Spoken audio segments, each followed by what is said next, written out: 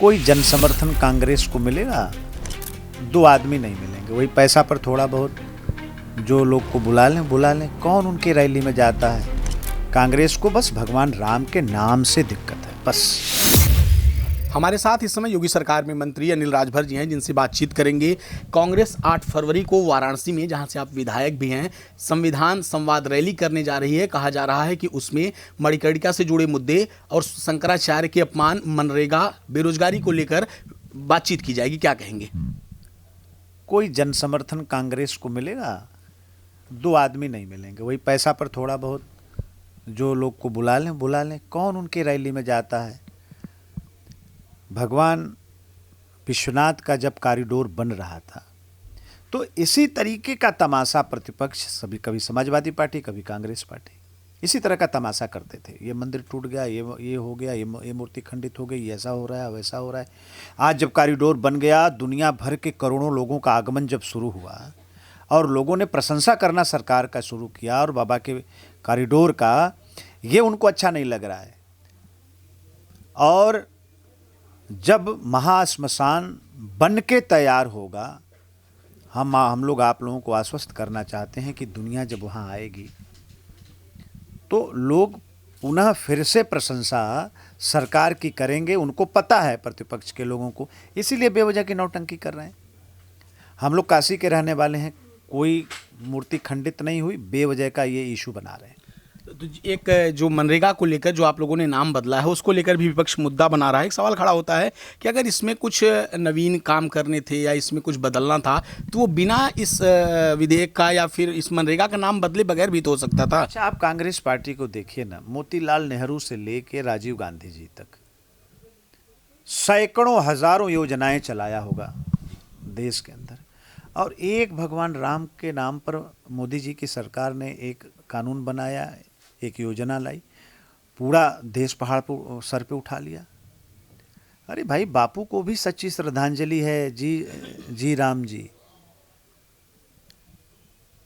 बापू भी कितना भगवान राम को श्रद्धा की नज़र से देखते थे, उनके भजन करते थे, और दुनिया जब उन्होंने छोड़ा तो भगवान का नाम लेकर ही छोड़ा। तो ये तो उनको भी श्रद्धांजलि है। लेकिन कांग्रेस को इससे मतलब नहीं है कि कितना इसमें श्रमिकों को फ़ायदा होने जा रहा है, मजदूरों को फ़ायदा होने जा रहा है। कांग्रेस को बस भगवान राम के नाम से दिक्कत है, बस, और कुछ नहीं। तो जनहित क्या है और जनभावना क्या है? श्री मोदी जी की सरकार उसका सम्मान कर रही है, उत्तर प्रदेश की सरकार उसका सम्मान कर रही है। हम लोग कोई परवाह नहीं करते ऐसे कामों का। एक आखिरी सवाल, एसआईआर को लेकर खूब विवाद छिड़ा हुआ है। अखिलेश यादव ने प्रेस कॉन्फ्रेंस की, उन्होंने कहा कि चुनाव आयोग भाजपा का झंडा लगा ले। उन्होंने तो ये तक कहा कि एसआईआर को संगठित अपराध की श्रेणी में शामिल कर लिया जाए। क्या कहेंगे? अभी देखिए, ये बस प्रेस करेंगे और सोशल मीडिया पर ये बातें चलाएंगे, कभी ज़मीन पर नहीं जाएंगे। ये सिर्फ डर है कि जिन फर्जी मतदाताओं के सहारे राजनीति में थोड़ा हम लोग लाभ लेते थे, अब वो फर्जी मतदाता भी निकल जाएंगे तो हमारा क्या होगा? जनता को गुमराह करने का एक कुत्सित प्रयास है प्रतिपक्ष का। मैं फिर कह रहा हूं, आप सब लोग रोज कवर कर रहे हैं, आप लोग बुद्धिजीवी हैं, हर बात को जानते हैं। जिनको वोटर लिस्ट में नाम जोड़ना है, फार्म 6 डालेगा। चुनाव आयोग ने हमको अधिकार दिया है, उनको भी अधिकार दिया है। किसी के नाम पर आपत्ति है, कोई गलत तरीके से वोटर लिस्ट में आ गया तो हम फार्म 7 डालेंगे, हमको भी अधिकार दिया है, हर पार्टी को अधिकार दिया है चुनाव आयोग ने। कहीं कोई त्रुटि है तो उसके संशोधन के लिए फार्म 8 डालेंगे, हमको भी अधिकार दिया है, सबको अधिकार दिया है। क्या गलत है?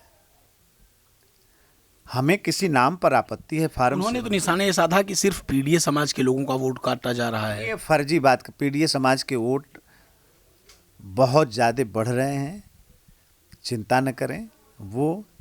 और अगर उनके पास आंकड़ा है तो वो निकाल लें, निकाल के आपके सामने रखें कहाँ नाम कटा। पूरे बिहार की कार्रवाई खत्म हुई एसआईआर की।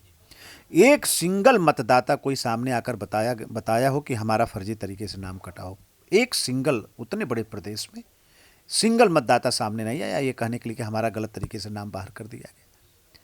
तो वही स्थिति उत्तर प्रदेश में भी होगी, देश के दूसरे हिस्से में भी होगी।